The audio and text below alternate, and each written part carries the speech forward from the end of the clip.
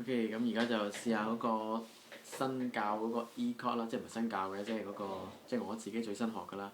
咁就幾特別嘅一個 E chord 嚟嘅。咁 E 本身係咁樣㗎嘛。咁佢嘅 base 係 E 弦嘅，即係第六條弦。咁我上次示範嗰個新嗰個咧就係咁樣嘅，咁撳嘅。咁咧佢就係 G sharp base 嘅，即係呢個 G sharp 啦。嗱 E、F 跟住個 G， 跟住個 G sharp。咁佢係個 E chord，咁但係咧你個 base 弦咧就要彈 G sharp 弦啦，咁樣。咁本身係咁噶嘛。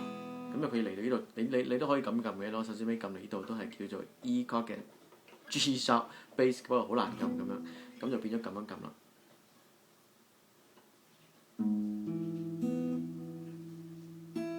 咁樣啦。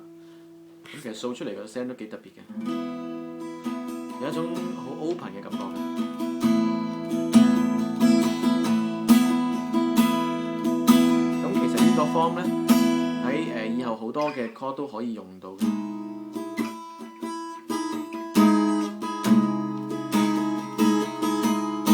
即係呢個撳法係可以用喺好多嘅 chord 裏邊都可以咁樣演變出嚟嘅。